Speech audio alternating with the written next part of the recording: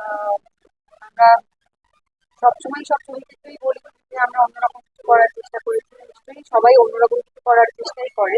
একই রকম ধাঁচের গল্প আর একই ন্যারেটিভ কেনই বা মানুষ বলতে চাইবে। অনেক প্রায় 12 বছর পর আমি আর কাউকে একসঙ্গে কাজ করলাম। অর্জুনের সঙ্গে এটা আমার তৃতীয় ছবি এবং অর্জুন জাতীয় পুরস্কার পেয়েছে। তো খুব একটা খারাপ কিছু বানাবে বলে আমার মনে হয় না। অনির্বাণ চক্রবর্তী আছেন, সুব্রত দত্ত আছেন, অনিন্দ আছে, আহ, ভবানীতি আছেন। সো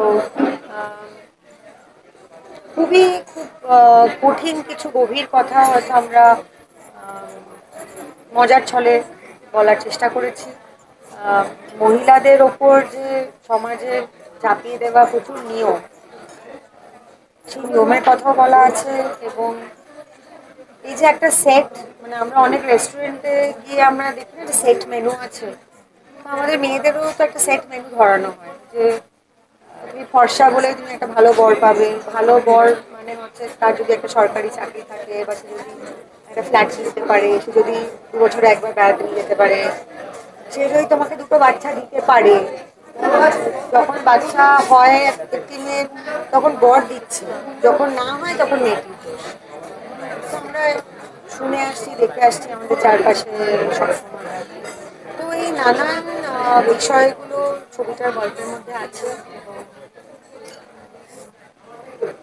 মহিলাদের নিজেদেরকে নিজেদের জন্য স্ট্যান্ড নেওয়াটা খুবই জরুরি এই সময় দাঁড়িয়ে। এই সব কিছুই আছে গল্পের মধ্যে। গান আছে, নাচ আছে, মজা আছে, দুঃখ আছে। It's family film, full package, দেখলে ভালো লাগে। একদমই। এবং তোমার নাচটাও ভীষণভাবে প্রশংসা পাচ্ছে। তো সেক্ষেত্রে তোমার নাচের পিছনে যে ব্যাক স্টোরিটা ছিল সেটা যদি একটু বলো, এবং যখন শুটিংটা হয়েছে তখন যদি একটু আমি অর্জুন যখন আমাকে প্রথম বলেছিল যে এরকম একটা গান ও করতে চায়, আমি খুবই অবাক হয়েছিলাম, কারণ অর্জুন তো এরকম ধরনের গান নাচের ছবি করে না। তো ও বললো যে না, যখন ছবিটার নামও আমরা দিচ্ছি দিদি পায়রা, তখন আমি একটা গান করতে চাই। So I was very excited, কারণ অনেক বছর হয়েছে যে আমি ক্যামেরার সামনে নাচিনি বা আমি একটা কোনো ডান্স নাম্বার করিনি। And I was very happy যে বাবা যাদব এটা কোরিওগ্রাফ করেছেন। বাবার সাথে আমি অনেক কাজ করেছি during my commercial film days, প্রচুর কাজ করেছি বাবা যাদবের সঙ্গে। তো ইট ওয়াজ আ ভেরি হ্যাপি রিউনিয়ন। আর আমরা রিহার্সাল করেছিলাম দুদিন, ফুল 7-8 ঘন্টা রিহার্সাল করে প্রিপেয়ার। খুব খুব এনজয় করেছিলাম, খুবই ভালো লেগেছিল। খুবই ক্লান্তিকর ছিল, কারণ আমরা পুরো একটা দিনে শ্যুট করেছি গান। এবং ওই সিকোয়েন্সের শাড়ি টাড়িগুলো আমার খুব গা পা প্রচুর কেটে গেছিলো, এত ঘষা লেগেছিলো সারাদিন ধরে নাচতে নাচতে। But I think we looked good. প্রচুর গ্ল্যাম মেকআপ করতে পেরেছিলাম, যেগুলো আমি একদমই করতে পারি না এখন কোনো ছবিতে, কারণ ছবি এখন অনেক বেশি রিয়েলিস্টিক। অনেক মেকআপ হ্যাঁ না, এগুলো অনেক কমে গেছে। আমরা যতটা রিয়েল রাখতে পারি সেটাই রাখার চেষ্টা করি। তো খুব একটা গ্ল্যাম মেকআপ করে ক্যামেরার সামনে আসা হয় না, তো সেটা করতে পেরেছিলাম। প্রচুর ল্যাশ ফ্যাশ করেছিলাম, এক জায়গায়। একদমই। সত্যিকারই আর একটা যে বিষয়ে বলার কথা, আমরা প্রত্যেকেই এখনো অব্দি শোকাহত, সেটা হুম, হচ্ছে ইন্ডাস্ট্রির একটা লস, দামোদর এভাবে চলে যাওয়া। হুম, এবং প্রত্যেকের কথায় যারা ছিলেন সেখানে এত অসঙ্গতি। হুম। তো তোমার কি মনে হয় কতটা ইন্ডাস্ট্রির লস হচ্ছে? ইন্ডাস্ট্রি লস আমি জানি না, কারণ এই রাহুলই কিন্তু এই সিরিয়ালটা করার আগেই কিন্তু কোনো কাজ ছিল না ওর কাছে। ইন্ডাস্ট্রি যদি মনে করতো যে লস, তাহলে তো ইন্ডাস্ট্রির ওকে আরো অনেক বেশি কাজ অফার করা উচিত ছিল। কেউ যখন চলে যায় তখনই সবার হঠাৎ বিবেক দংশন হওয়া শুরু হয়, যে খুবই লস। লস হলে তো তাকে অনেক বেশি আমাদের কাজের জায়গায় দেখা উচিত ছিল, সেটা তো হচ্ছিল না। আর নিয়মগুলো আসল জায়গায় হওয়াটা অনেক বেশি জরুরি, রাদার দ্যান ফালতু নিয়ম।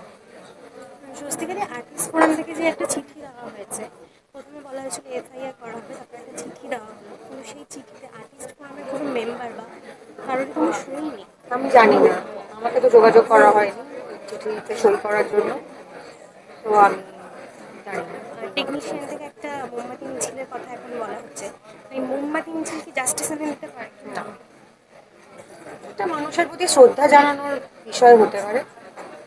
জাস্টিস তো কিসে আসবে আর কিসে আসবে না সেটা তো আমাদের আর এটা নিয়ে আলোচনা না করলেই ভালো। কিন্তু যেটা হয়েছে সেটা অন্যায়, এবং সব থেকে খারাপ বিষয়টা হচ্ছে দায়ে এড়িয়ে যাওয়ার। 14টা লোক 14 রকম কথা বলছে, কেউ কিছুই জানে না, কেউ সেখানে ছিলই না, কেউ কিছুই দেখেনি।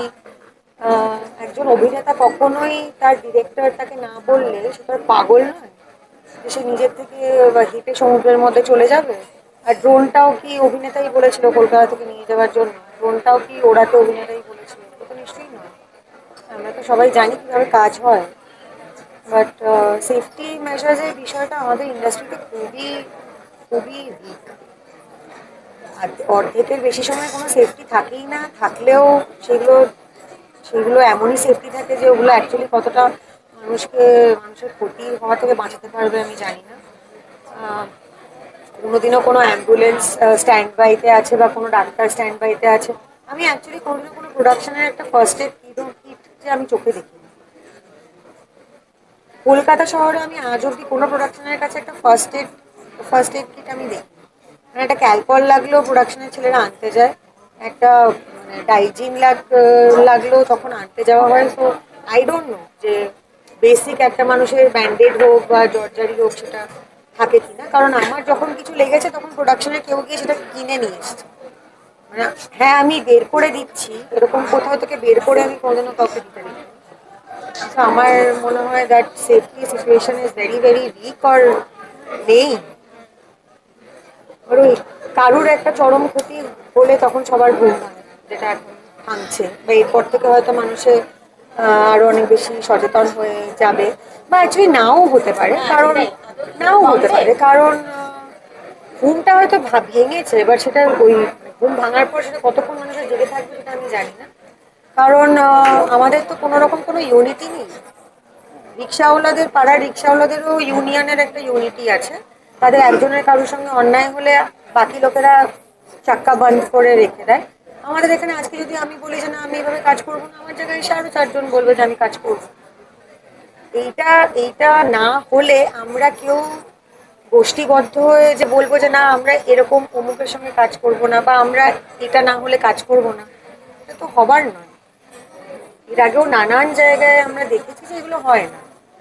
মানে কোনো একজন প্রডিউসার সে বারংবার টেকনিশিয়ানদের টাকা মারছে, সে আর্টিস্টদের টাকা মারছে, এই এত কাণ্ড লেখালেখি হলো, তারপরেই দেখলাম যে প্রথম সারি দুজন গিয়ে তার সাথে কাজ করবে। তো এই যে আরো 10টা লোক যে টাকা পেলো না বা তাদের যে টাকাটা মার গেল, তো সেই প্রডিউসাররা কি দায় থাকবে করার? Because I will not work, someone else will come and work. There is absolute zero unity, and এই যে ক্যামেরাডারি কথাটা এগুলো শুধু সোশ্যাল মিডিয়াতে লেখার জন্যই আছে। এগুলো টুইটার সোশ্যাল মিডিয়ায় লেখার জন্য ভীষণ ব্রাদারহুড, সিস্টারহুড, ক্যামেরাডারি, এগুলো নেই। ভালো ভালো সুন্দর সুন্দর ইংরেজি শব্দ সোশ্যাল মিডিয়ায় লেখে কিচ্ছু নেই।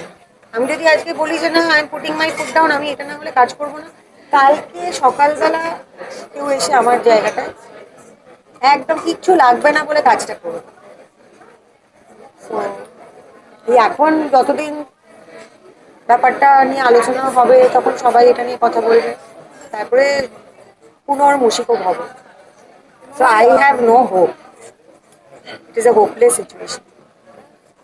যেটা দেখছি যে দায় এড়ানো থেকে শুরু করে দোষটাও যেন কোথাও গিয়ে সেই রাহুল দাদাকেই দিয়ে দেওয়া হচ্ছে যে তার জন্যই এই ঘটনা ঘটেছে, বা সে তার ঠিক স্থিতিতে ছিল না সেই জন্য এই ঘটনা ঘটেছে। হ্যাঁ, কিন্তু সেটাও তো লোকে জানে না।